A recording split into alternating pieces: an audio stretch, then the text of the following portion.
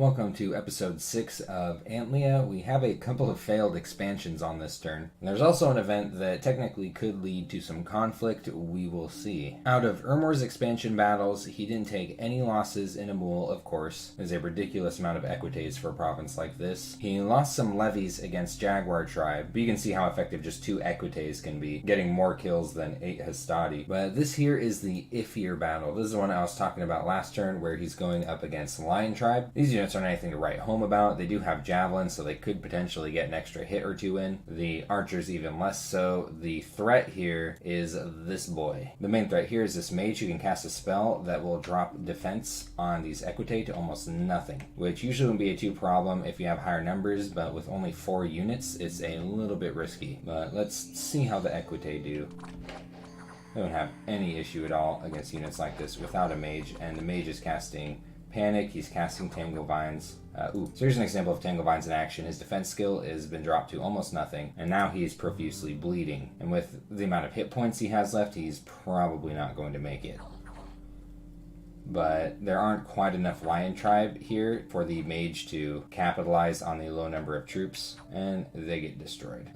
Does lose, actually I think he loses 2 equite here. So he does lose 2 units here. I know sometimes with battle replays what you're seeing isn't exactly what's happening. I think it has something to do with patches. But anyway, he did lose half of his equite in this fight, so a little bit costly. Still worth it for this province. And he's going to continue to move this party with just 2 cavalry into a province that has heavy and light cavalry. Now the main reason I think this is risky is just how unprotected his mage is. If any cavalry at all manage to get around his equite, it's over for this party. But if he manages to survive, he may be able to sweep down and take this province, which may be poorly defended. It's kind of hard to tell. Sometimes in these wastelands, you get some death mages that spam Horde of Skeletons and other awful things. Still hasn't scripted this army here, just has this levy sitting here all by himself, limp with a never-healing wound. But continuing onward, and gotta respect Wolf Tribe. A little bit iffy on this expansion party working out. But even if he does fail these expansions up here, Ermor's huge, and he's going to keep growing. He has 2 expansion parties with 10 equites each in them, moving down to the south. So no matter what, Ermor's going to be comfortable. Now what he doesn't have at all is research. Some nations already have their research underway. Ermor has absolutely none. So this is something that could potentially come back to bite him in the ass. But if you are really big, you can at least potentially fight off superior magic with your superior economy, which I do think he should start utilizing. He has enough gold for a fort, but he doesn't have one going up anywhere right now. I think right here would be an excellent spot for a fort. It allows him to stare down this throne right here. He has a lot of connections to it. Its recruitment isn't too bad. Like, this has better recruitment, but it's got death scales on it. Probably some death magic sites here. And it looks like he actually is thinking about a fort there because he's recruiting a commander here. I wonder if he's nervous about this up here at all. So Catis has received a message from Vanheim. Vanheim has realized that him and Catis are neighbors, has sent him a little present, and proposed a non-aggression pact. 3 earth gems, how nice. Out of Catis's expansion battles, he took almost no losses in the Forgotten Woods, pretty good against this amount of heavy infantry. He took a few losses in Newland, and it's not as much the heavy cavalry that did it, it's the archers, because elite warriors don't have shields, they don't have helmets, they're a little bit vulnerable to archer fire. But here's the interesting battle. Remember how he moved some chariots down into a big group of barbarians? I really wanted to see how this one was good. It has so many barbarians. Oh my gosh. Do you think they can do this? I was wondering myself. See, at first it looks good, but then what happened to all the chariots?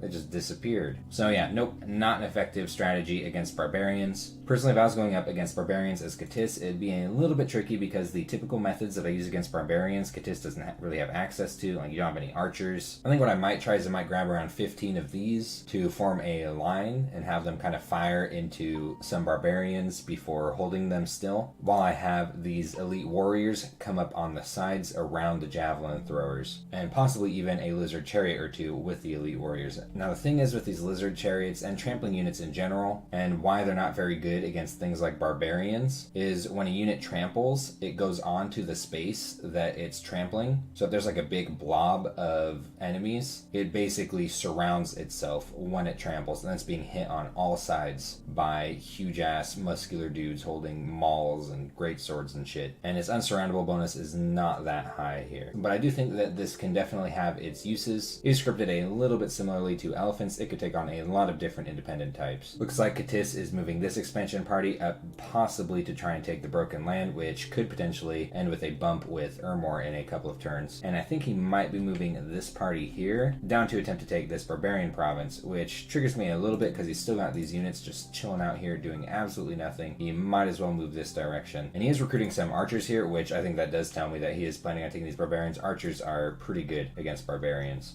He did find a magic site in Darkwoods here, produces a nature gem return, and enables recruitment of the Animus. Now, some nations would absolutely love to get a hold of this thing because, bam, comfortably into nature, and it also efficiently summons things like vine ogres. But Catis already has access to nature too, so it's not quite as exciting for him. Still, this is a pretty good mage, stealthy too. With the N2 and the stealth, you could effectively use one or two of these to raid light PD using Swarm. Agartha has received a message from Yomi. Shame about the Gaven in 77. He's referring to the plane crash that killed some members of Leonard Skinner. Absolute tragedy. Yomi is talking about potentially coordinating with Xibalba to take the eastern choke point on this map. I believe he's referring to this area right here, which Femoria is sitting right on top of. So they may be planning a war against Femoria. Not sure yet. And check it out. Agartha's like, nah, she is not tolerating Ermor being this close to her capital. Ermor's not going to have any units here next turn, just some PD. So the battle won't be particularly exciting. But who knows, it could piss off Ermor and we could end up with a fight. Though, honestly, I think Ermor is big enough to not care so much if Agartha takes a single province. I'd be a little more bummed about not having good access to these farm provinces up here. But,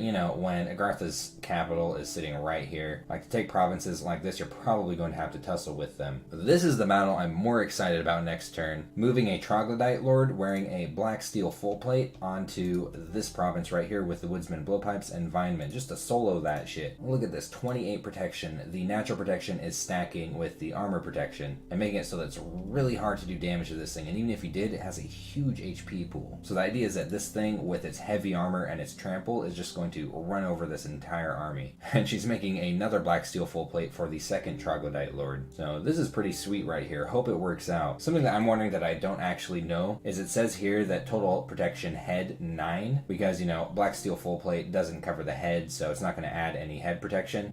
Does this thing have a head? It doesn't have a helmet slot. It doesn't have a crown slot, anything like that. Its face appears to be on its torso. So someone might know better than me if this thing actually, as far as battle goes, if it has a head that can be hit with arrows and things like that. It comes up in the final protection value here, but I don't see the slot. So I'd like to know in the comments if someone does know for sure what's going on with these. And this thing will be being accompanied by some units, which I think is a good call against Woodsman Blowpipes, as they can cause fatigue damage with their ranged attacks. But I'm hoping to see that Troglodyte Lord solo some provinces. This thing definitely can take on some indie provinces by itself. Femoria has received a message from Yomi. He's passing on the information of where Oceania's capital is that he received from Xibalba. I think Yomi just really wants Femoria to fight Oceania, which is kind of funny because Yomi was talking about potentially trying to take the choke point that Femoria is sitting on. So it would actually be in Yomi's benefit if Femoria was weakening themselves on a battle with Oceania. Though I don't think Yomi knew before this turn that Femoria was over here. 2 expansion battles. The one against Standard Independence was taken with almost no losses. We'll check out the one in Bakar just for some diversity, taking on some Deer Tribe here. They're not quite as scary as Wolf Tribe. They don't have 2 attacks the way that Wolf Tribe do, but they've still got javelins and do piercing damage. But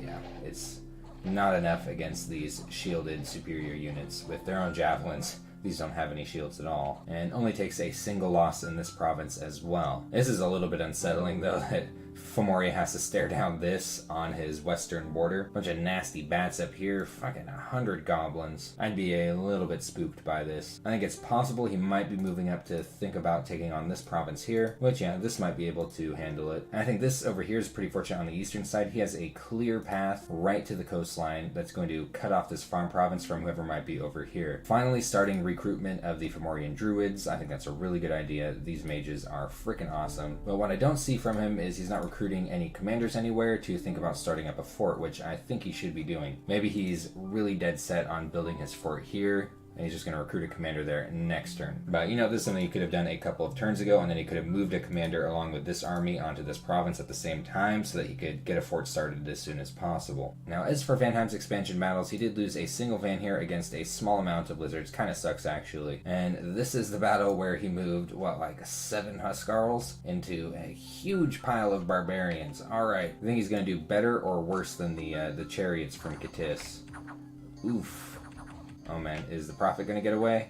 Oh yeah, he's like, nope, nope, nope, nope, nope. Well, I guess he did get a few of the barbarians out of the way, including a commander. But I think because of his Van Heerst being involved, that this was just way too risky. Like, no point in just tossing 140 gold like that. Like, the fact that it's his profit is irrelevant here. Just 140 gold, just potentially poofing out of existence. But his profit did survive, and he's moving it back to the capital, probably to pick up the next expansion party that's forming here. I'm hoping he takes it over to this farm province over here, because this looks pretty lucrative. But yeah, with cavemen and bone tribe and huge piles of barbarians up here, this looks like a pretty intimidating direction to expand into. He at least seems to be getting some good expansion going down in the south. He did just hit construction 2 this turn, and immediately, bam, 3 owl quills. So he's definitely looking to get a jump start in his research. But you know, this is what I'm talking about. Like, this could potentially be a problem for Ermor, who hasn't started any research yet. And we're going to check out both of Yomi's expansion battles, just because his expansion parties have been so cool. This is what about 100 goblins looks like right here. He's moved his Oni off to the side this time. I think maybe he's trying to avoid friendly fire. I'm not sure. Literal friendly fire. Look at that. But yeah, this is just so many goblins. And while they're not very strong individually in these numbers like this, 6 attacks per square, they can zerg just about any province. Like, he did take a lot of losses here, but it's like, whatever, a bunch of these were free goblins. And here's this super cool, probably my favorite expansion party I've seen in any game so far, taking on 3 commanders. See if they can even fight through the wolves here. Yep, they've done a good job against the doggos. And next challenge, a bunch of Oni. Oof. Oh, the prophet's starting to snipe them. So, easy fight for the make-believe commanders who have no armies. Yomi's got 4 kills. I think he must have killed one of his own puppers. And the slave lord that was hanging out in this desert with his 3 commander buddies is like, oof, I don't like what I just saw there. Have some cute girls and leave me alone. And Yomi's moving all of these goblins into this caveman province here, which I think is a really good matchup for his goblins. They do have dark vision, so they don't care so much about the fact that they're in a cave, and they're going to get significantly more attacks per square than these cavemen, which these things can be really scary for a lot of types of expansion parties. Like, they're elite sacreds that these things just club to death. Now, Yomi's almost certainly going to have a funny looking territory here. He might take this province, but if you remember, Ermor's sitting right here and is moving down into these lion tribe over here. And it's possible that after that, Ermor might go ahead and take this province here. But at the very least, Yomi has managed to close off this province right here. He'll be able to take that whenever he feels like. It's also a mountains province, which is good for his Oni free spawn. Same as this province right here. And I think there's something Yomi gets for building inside of cave provinces. I think it might be more income or something. I can't quite remember. He's moving out a Naminari probably to do some site searching. Though he is recruiting a Bakemono chief here, he might just be building a fort here and is getting this over early on to build a lab. Shabalba has received a rather long message from Yomi. Yomi saying he's going to avoid Shabalba's cap circle in his expansion. He's talking about taking control of the choke point that he was mentioning earlier in one of his other messages, and is talking about potentially allying with Shabalba to take it over. And I think Yomi is really trying to drive home this triple alliance thing that he's trying to get going. Now let's go ahead and check out Shabalba's expansion battle. He's expanded pretty poorly, so every one of these battles is really important for him, and he's fighting against what is essentially a Fomorian expansion party, though I'm not seeing any javelins on these. So in some senses, I guess we can kind of simulate what a bump between these two players would have been like. The Scorpions meet with the Furbolg line, actually do take quite a bit of damage, but the attack rear command instantly wipes all of the slingers here. And it looks like the commander was killed, and now the entire army is routing. But there's a bunch of bats in the way, so they can't escape. Actually took pretty heavy losses on his Shabalban Scorpions, which is unfortunate. These Scorpions are really important in holding down his front line. Though with enough bats massed, it's not as big of a deal. And Shabalba screwed some guy out of all the gems he had been trying to sell. Good for Shabalba, bad for the merchant. And now he's taking his army onto Swinland, which at least he's still got these archer mercenaries going for him. This has probably been game-changing for him. Still can be a little bit risky using archers in tandem with flyers. These things don't have shields or helmets, and they tend to fly where these things are shooting. Shabal was blood hunting in both of these provinces, and he's continuing to site search with his pretender. And this script, though, this is pretty risky. This thing, along with the 1 PD here, would try to fight, say if like Independence attacked this province, he'd have to basically solo them with his pretender, because this thing is not scripted to retreat. And that would be really tilting if something like that happened, especially after this poor expansion. And Oceania had a battle with just about everything he had accumulated so far against a pretty big pile of Ictiods. It looks like his units are going to be taking on the net-throwing Ictiods, which aren't actually working against these. And the nets actually aren't functioning against these because they are size 3. And nets only work on units that are size equal to you or smaller. But his octopus down here is taking a lot of damage from these Ictiods. Look at all that red numbers right there. And they do actually get around a little bit and start tussling with some of his other units, but he does clean them up with minimal losses. And his Kraken still has plenty of HP left, has not picked up any afflictions. Even if it did, it recuperates. So he actually did a lot better than I thought he would against this amount of Ictiods. And what really seemed to make the difference is his Kraken, which tore through about half of them. And this guy, who had nothing to do with the battle, became a hero this turn. More HP and strength. How nice. You didn't do anything. And he's moving this mixed band of units onto this province over here. There's a Kraken here, so we're going to see some octopus versus octopus action. Now, personally, I think a better move would have been to move this army over in this direction, because next turn he's actually going to have what could definitely be used as an expansion party against these units right here, and a commander to move them into it. And this way, if he takes too many losses in this fight, he might not be able to get up to this province until a couple of turns from now. But that's not a huge deal, just a little example of potentially being more efficient with your expansion. I do like that he's using this lineup right here now, though I think maybe he's getting a little too many of the Ictitars, which are a little bit vulnerable to projectiles on land, and they're not enormously survivable for their gold cost. Like, I would rather recruit this right here, and if I really needed some Ictitars like that. These units have a lot more longevity to them, and they also have significantly less upkeep than the Ictitars, so they're a little bit more expensive in their initial gold cost. They don't cost you as much gold in the long run. And you know what? Your Bless is actually somewhat applicable to these. Reinvigoration, strength, some magic resistance, yeah, that's fine. He's almost to Alteration 3. I think this is to get Mist Form and Iron Skin for his Kraken. I'm almost certain that that's why he's prioritizing Alteration 3, because, he's not recruiting any Capricorns yet. I can't imagine he'll be thugging these out anytime soon. Would be really cool to see, though, even though, they are really expensive for thugs. That has been turn 7 of Antlia. Ooh, spooky. We have our first player invading another player's territory. Ooh. So no major wars yet, but Yomi is talking about potentially starting one with Femoria. Though he hasn't said Femoria explicitly, he has expressed a lot of interest in controlling that land bridge that Femoria's capital is sitting on. So that could end up with some conflict in the near future. Find out in future episodes.